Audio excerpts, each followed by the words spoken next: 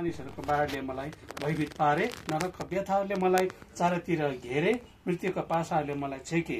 मेरा सङ्कष्टमा मैले परमप्रभुलाई पुकारे र मेरो परमेश्वरलाई दुहाई गरे।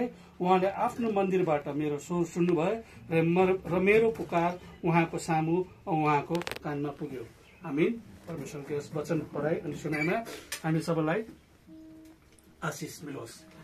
हामी आजको घरेलु सेवा सुरु गर्नुभन्दा अगाडि एउटा छोटो प्रार्थना गरौँ अनि हामी त्यसपछि लगतै बाइबल रिडिङ गरेर वचनहरू गाउनेछौँ। आउनुहोस् हामी छोटो प्रार्थना गरौँ। हाम्रो स्वर्गमा विराजमान गर्नुहुने परमेश्वर पिता, धन्यवाद तपाईँलाई प्रभु यो समयको निम्ति। आज विश्रामबारको दिन प्रभु चर्चको सेवा सकेर प्रभु यस घरेलु सङ्गतिमा हामी आएका छौँ। दाजु भाउजूको घरमा आएका छौँ। प्रभु दाजु भाउजूले प्रभु बाउ झुन्डलाई सङ्गतिको लागि जुन प्रभु दरवाजा खुलिएको छ प्रभु, त्यसको आशिषले प्रभु हामी सम्पूर्णलाई भर्नुहोस्। यी बाउहरू प्रभु यस्ता बाउहरू भेला हुन सक्यो प्रभु, एक चित्त भएर प्रभु हामीले उठान गरेको, हामीले प्रार्थना गरेको प्रभु, हामीले तपाईँलाई झिझाएका कुराहरूमा पिता तपाईँले हामीलाई उत्तर दिनुहुन्छ भन्ने हामी निरन्तर विश्वास गरेका छौँ। यही पिता पवित्र आत्मा जतिजना बाउहरू आउन सकेनन् उनीहरूलाई पनि तपाईँले आशिष गर्नुहोस् प्रभु। बिमारी अवस्थामा छन् भने प्रभु तपाईँले चङ्गाई गर्नुहोस्। यस घरको सम्पूर्ण परिवारलाई तपाईँको हातमा सम्बन्ध छु। भाउजू नानीहरूदेखि लिएर छोराहरू छोरी सबलाई तपाईँको हातमा राख्दछु पिता। सबैलाई तपाईँले अनुग्रह आशिष गरिदिनुहोस् पिता। अनि यो सेवाले प्रभु तपाईँको बढीभन्दा बढी कामहरू प्रभु यस घरमा भएको होस्, यस परिवारमा भएको होस् अनि प्रत्येक घरको साथमा भएको होस् भन्दै बिन्ती गर्दछु। यो सारा बिन्ती प्रभु तपाईँलाई तपाईँको अघि राख्दै छोटो बिना बिन्ती प्रभु माग्दछु। हामीलाई सदा माया गर्नुहुने प्रभु यीशु ख्रीष्टको नाममा आमेन। पाठ गर्नेछौँ। सबैलाई प्रवेश ख्रीष्टको नाममा जय मसीह। मत्ती रचित सुसमाचारको किताब तपाईँ निकाल सक्नुहुन्छ। मत्ती रचित सुसमाचार 7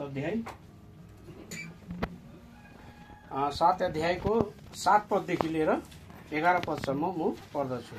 यहाँ यसरी लेखेको छ, माग खोज ढकढकाऊ, माग तिमीहरूलाई दिनेछ, खोज तिमीहरूले भेटाउनेछौ, ढकढकाऊ तिमीहरूको निम्ति उघारिनेछ।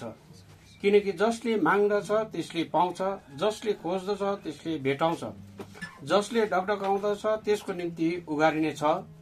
तिमीहरूमध्ये कुनै मानिस होला जसको छोराले रोटी माग्दा त्यसलाई ढुङ्गा देला कि माछा माग्दा त्यसलाई साँप देला।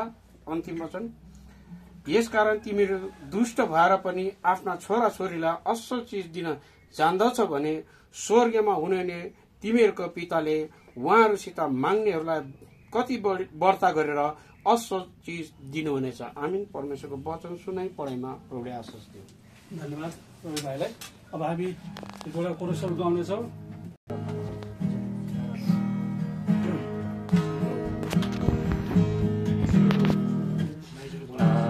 आराधना गर्न हामी सबै बेला भएका छौँ। आराधना गर्न हामी सबै बेला भएका छौँ। आराधना गर्न हामी सबै बेला भएका छौँ। आज आराधना गरौँ यीशुलाई, भित्र हात उचाली गरौँ